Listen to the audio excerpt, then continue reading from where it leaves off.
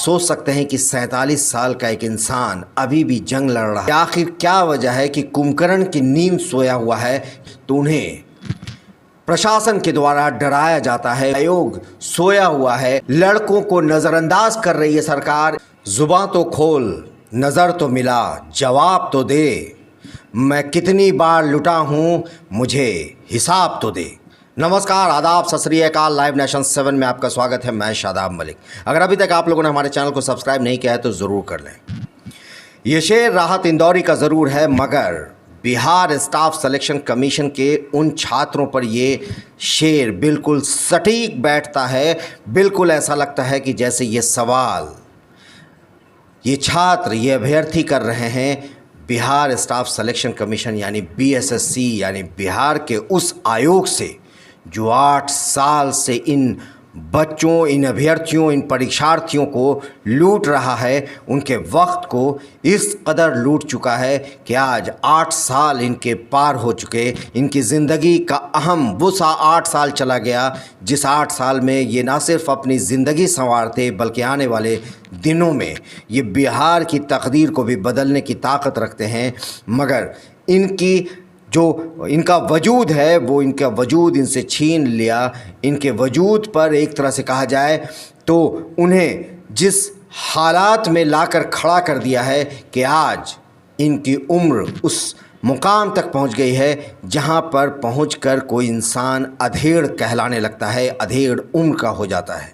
क्योंकि आज इनकी उम्र, अगर आप गौर करें तो 2014 में इंटर स्तरीय जो परीक्षा के लिए जो नोटिफिकेशन आया और उसे इन्होंने भरा, अगर इनकी उम्र तब 37 साल अगर जनरल की भी माने तो आप उसमें 7 साल जोड़ दें तो 44 ईयर्स होता है, और अगर उसमें रिजर्वेशन है तो 47 ईयर्स। आप सोच सकते हैं कि 47 साल का एक इंसान अभी भी जंग लड़ रहा है, नौकरी पाने के लिए बिहार की सरकार से मांग रहा है अपने लिए रोज़गार। मगर अब हम सवाल उठाते हैं कि आखिर क्या वजह है कि कुंभकर्ण की नींद सोया हुआ है ये बिहार का ये आयोग। इसके नींद में अभी तक खलल नहीं पैदा हुआ, अभी तक इसकी नींद नहीं टूटी है।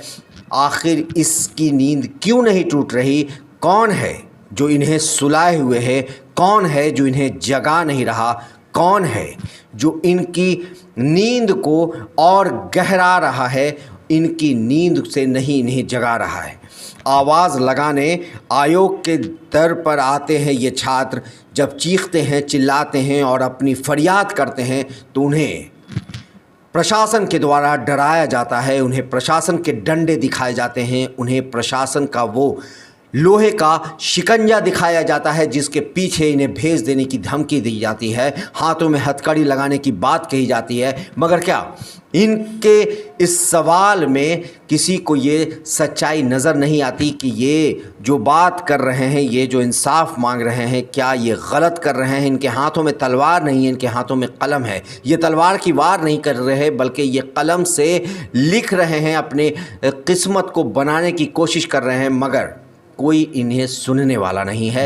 एक पर एक बातें सामने आ रही हैं। 23 सितंबर का दिन इन अभ्यर्थियों ने मुकर्रर किया है, इन अभ्यर्थियों ने डिसाइड किया है कि 23 सितंबर को एक तरह का महाआंदोलन करेंगे। और इस महाआंदोलन में ये माना जा रहा है कि करीब 50,000 छात्र हैं जिन्होंने इंटर स्तरीय परीक्षा दी है, जिनका रिजल्ट अभी आना है, जिन्हें काउंसलिंग के लिए बुलाया जाना है। इनकी मांग है कि काउंसलिंग के लिए 2.5 गुना अभ्यर्थियों को बुलाया जाए और ये इनका हक है। ये गलत नहीं मांग रहे हैं, इसलिए नहीं मांग रहे गलत क्योंकि जो वैकेंसी आपने 2014 में निकाली थी, 2021 तक अभी तक आपने वो वैकेंसी पर रिज़ल्ट नहीं दिया है और उनके भविष्य को लटका कर रख दिया है। तो क्या 8 साल के इस दौर को जब उन्होंने गुजारा है तो आपकी वैकेंसी क्या आप बढ़ा नहीं सकते हैं उसमें काउंसलिंग के लिए बुलाए गए लोगों को? तो ये एक बड़ा सवाल आयोग पर है। और आयोग जिस गहरी नींद में है और अभी तक किसी तरह का कोई नोटिफिकेशन जारी नहीं किया गया है, आयोग जिस तरह से सोया हुआ है, भले ही अंदर की हज़ारों खबरें सामने आ रही हों कि आयोग ये करेगा, आयोग वो करेगा, आयोग में ये हो रहा है, आयोग में वो हो रहा है, मगर हकीकत यही है कि अभी तक सामने कुछ नहीं आ रहा है। जो आईने में दिख रहा है वो यही दिख रहा है कि आयोग सोया हुआ है। आयोग पर अभी तक चूई भी नहीं रेंगी है बीएसएससी को लेकर।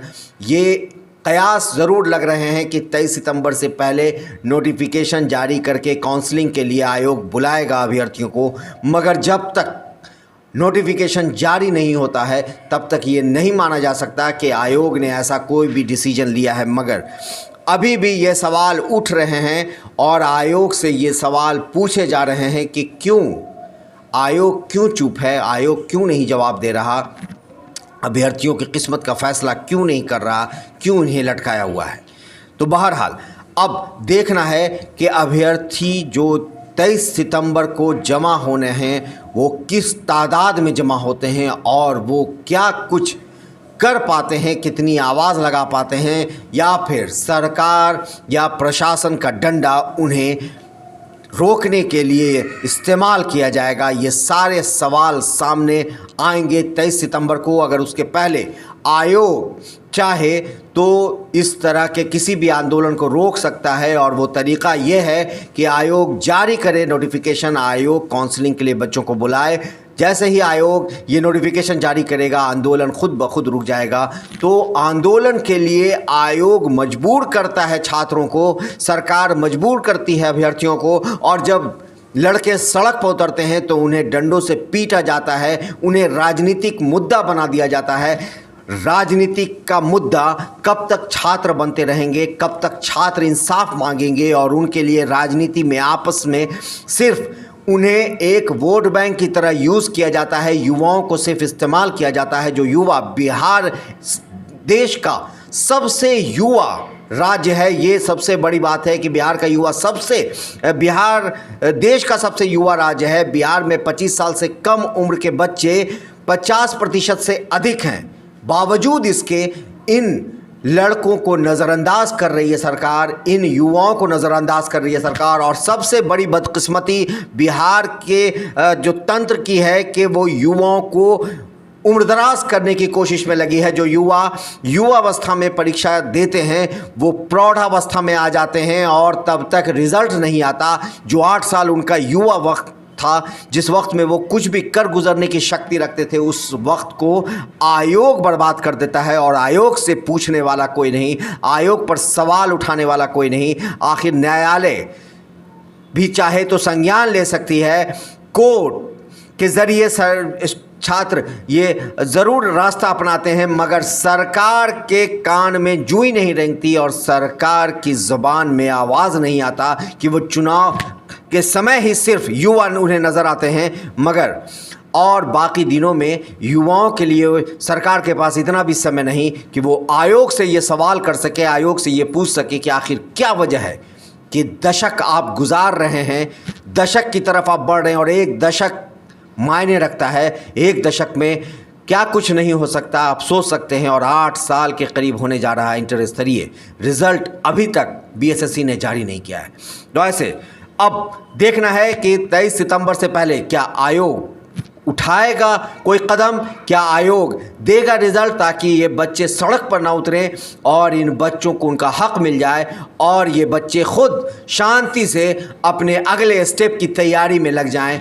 क्यों मजबूर कर रहा है आयोग इन्हें सड़क पर उतरने के लिए, आंदोलन करने के लिए, और क्यों फिर अगर सरकार डंडा चलाती है और सरकार कोई सख्त कदम ऐसे वक्त में बच्चों पर लगाती है, तो फिर क्यों नहीं सरकार से भी ये सवाल किया जाए कि आने वाले दिनों में ये युवा अपने वोट बैंक का इस्तेमाल सरकार के खिलाफ करे, या फिर विपक्ष उनका अगर साथ दे तो कब तक दे और कब ना दे, ये सब कुछ तय करना होगा सरकार को। ये देखना होगा विपक्ष को कि जब विद्यार्थी, जब परीक्षार्थी, जब अभ्यर्थी सड़क पर होते हैं तो उन्हें विपक्ष का साथ मिलता है या नहीं, और यही तय करेगा बिहार के आने वाले भविष्य को।